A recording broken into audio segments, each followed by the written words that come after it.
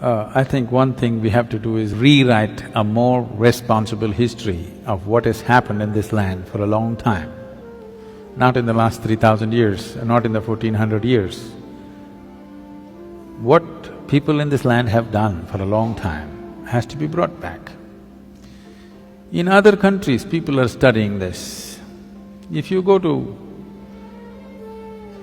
there are Lebanese people, if you study in a school in Lebanon, you will read about how Indian workers, Indian sculptors, Indian elephants, Indian yogis came and built a Phoenician temple 4,300 years ago in Lebanon, which is called as Baalbek, which is a phenomenal temple.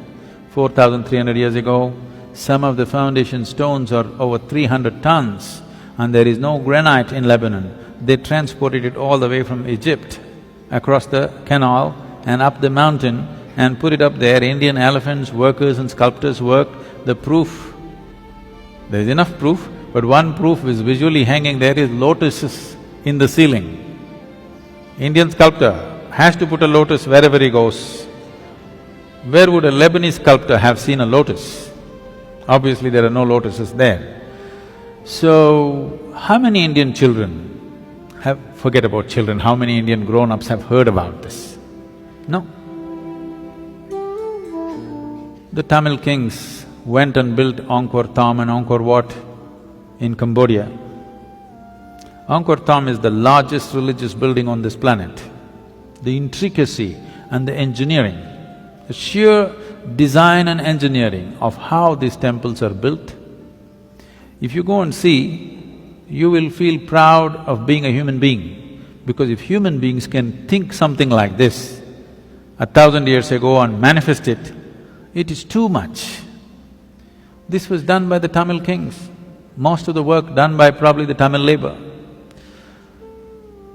From first standard to 12th standard, does any Tamil child even read a line about this in their history book? No. We only read how we were conquered, raped, looted, beaten by other people.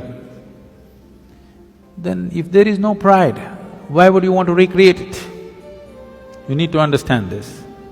A culture or a nation is just an idea. When human beings take this on as an identity, attach some pride to it, it burns through one's mind and into his heart. Now he wants to protect it, rise it, keep it clean, keep it wonderful. If you do not build pride into it, then people will want to avoid it. Everybody will want to avoid it. Now, whatever you think is most successful in the world, you will want to imitate that. Today, our idea of success has become purely economic, not aesthetic, it is not intelligence that we value, it is not wisdom that we value, it is not beauty or aesthetics that we value, it is not spiritual attainments that we value. Who is the big man in Coimbatore, if I ask? People will only name the richest man in the town. They will not name the wisest man in town, the most beautiful man in town, most meditative man in town. No, the richest man in town is the biggest man. So who is the biggest whatever? Whichever is the richest nation, whichever is the richest culture, power and money have become the highest goals, which itself is a very rudimentary way of looking at life. Because of that, right now, I promised the American meditators, next 2 years I'm going to invest a lot of time in United States, because knowingly or unknowingly, they have taken on the leadership in the world. In a sense, see, if all the American people wear blue workman's clothes,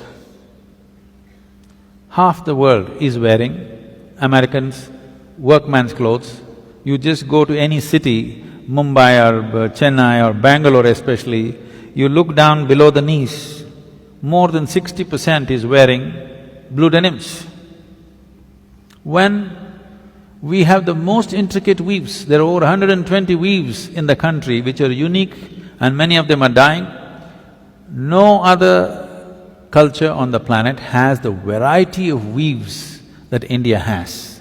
All of them will die. Chinese silk is going to kill it unless all of you ladies make at least 20% of your wardrobe into handmade Indian weaves. They will all vanish in the next 10 or 15 years. Why is everybody wearing not even American executives' clothes, American workman's clothes? As if that's not enough, if they tear their trousers, everybody tears their trousers. Yes. It's all torn, but in a very expensive way. Now, if Americans put carbon dioxide in a bottle and drink it, even a kindergarten child knows human body needs oxygen, not carbon dioxide. But because America drinks carbon dioxide and says this is the real thing, more than half the world drinks carbonated water today. If you go to one of the remote villages here, there may be people, not in this area maybe, but anywhere else if you go, they might not have heard the word yoga, but they know what is Coca-Cola. Okay? So, I thought if Americans tear their trousers, everybody tears, Americans wear their pants down in their seat, everybody does the same thing, Americans drink carbon dioxide, everybody does that. So I thought if we can get America to meditate, the world will meditate.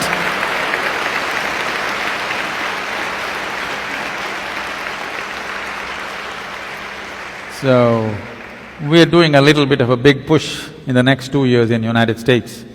We want America to meditate.